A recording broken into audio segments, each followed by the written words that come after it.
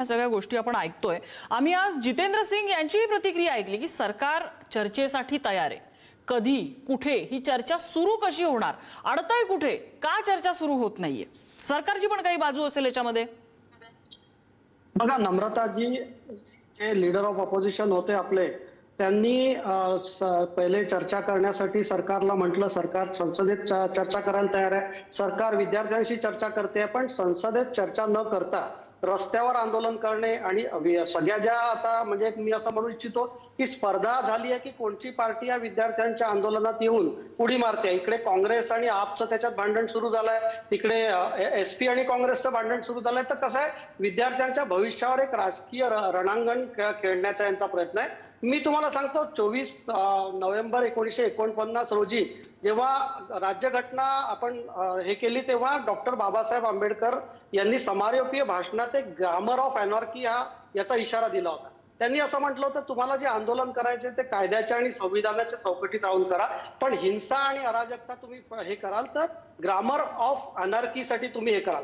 आता दुसरी गोष्ट अशी आहे, योगेंद्र यादव यांचे जे आयडिओलॉग आहे, मोरके आहेत, ते सरळ सरळ म्हणतात की अभी डेमोक्रेसी का फ्यूचर संसद से नहीं सड़क से होगा, इलेक्शन से नहीं रेजिस्टन्स से होगा। तर मला असं म्हणायचं आहे की एक असं आहे की पहिले चर्चा करायला सरकार तयार आहे, संसदेत असो, विद्यार्थ्यांशी असो, सगळ्यांची असो। आणि नम्रताजी, एक खूप महत्वाचे 1-2 मुद्दे तुम्हाला मला सांगायचे एक्झामच्या बाबतीत। एनटीएची स्थापना 2017 मध्ये झाली। आज 2017 पासून जवळपास 275 परीक्षा एनटीएने घेतल्या, त्याच्या 6.5 करोड विद्यार्थ्यांनी परीक्षा दिल्या। आता एप्रिल ते जूनच्या मध्येच आपण 2 महत्वपूर्ण परीक्षा घेतल्या, सीईओटी आणि अजून एक परीक्षा घेतली, त्याच्यात 13-14 लाख विद्यार्थी आणि एकात 6 ते 7 लाख विद्यार्थी। हा प्रश्न कोणीच समजून नाही घेता की नीट पेपर लीक आणि जे आधीचे पेपर लीक होते ते तर इतके रेग्युलर व्हायचे की त्याच्यावर चर्चा सुद्धा कोणी करायला तयार नव्हतं। काँग्रेसच्या काळात राजस्थानमध्ये तर प्रत्येक पेपर लीक झालाय, सगळीकडे झालाय। उद्धव ठाकरेंच्या राज्यात टीईटीची एक्झाम लीक झाली, त्याचं धागेदोरे आयएएस ऑफिसर आणि मंत्र्यापर्यंत गेले। तर कसं आहे, एनईटीच्या विद्यार्थ्यांची परीक्षा ही ऑफलाईन होते। कसं आहे बाकरेजी, मुद्दा कुणाच्या काळात पेपर लीक होतोय किंवा काय हे आपण उगाळत बसलो ना तर तुमचं पाप मोठं की आमचं पाप मोठं, हा खूप मोठा डोंगर होईल। मुद्दा आता असा आहे, हे बघा कसं आहे, आपण इतिहास गेले 2-3 दिवसात खूप उगाळलेला आहे। मुद्दा आता असा आहे की चर्चा करायची आहे का। बरं, याच्यात 2 गोष्टी आहेत। एक, इथे सीजेपीचं जे आंदोलन सुरू आहे जंतर मंतरवर, त्यांच्याशी चर्चा करायची आहे का, तर हो, सरकारला त्यांच्याशी चर्चा करायची आहे। दुसरं आहे, विरोधक म्हणतात संसदेत चर्चा करायची का, तर सरकार त्याहीवर असं म्हणतंय की हो, आम्ही चर्चा करायला तयार आहोत। घोडा अडतय कुठे?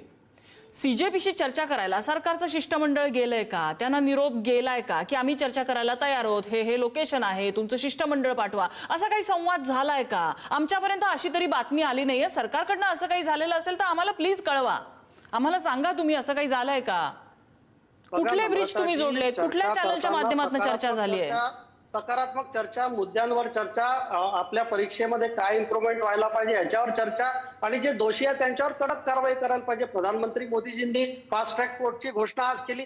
तर मला असं म्हणायचं की सरकारला वेठीस धरून नुसतं एक मागणी करायची की चर्चा ही दोन्ही बाजूनी होते। पंतप्रधान मोदींनी एक पोस्ट केली आहे, त्याला मोनोलॉग म्हणतात, त्याला डायलॉग नाही म्हणत, त्याला मोनोलॉग म्हणतात। नम्रताजी, मला कंप्लीट तर करू द्या, तुम्ही मला कंप्लीट करू द्या।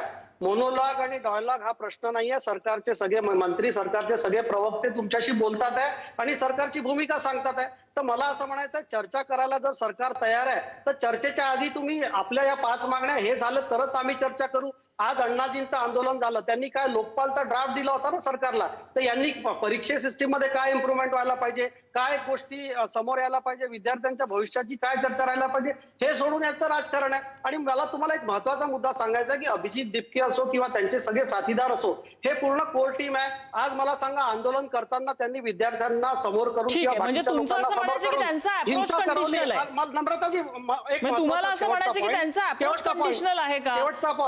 शेवटचा पॉइंट मला असं म्हणायचं आहे की हे आंदोलनात आग याची धगधगती राहिली पाहिजे। त्याच्यासाठी एक खोटा नॅरेटिव्ह आहे। अभिजित दिपकेंना अरेस्ट झाली आहे फैलवणं, सोनम वांगचुक यांच्या बायकोशी मिसट्रीटमेंट झाली आहे फैलवणं, 12 वर्षाच्या मुलीवर लाठीचार्ज केला आहे, हे सगळ्या गोष्टी खोट्या निघाल्या ना।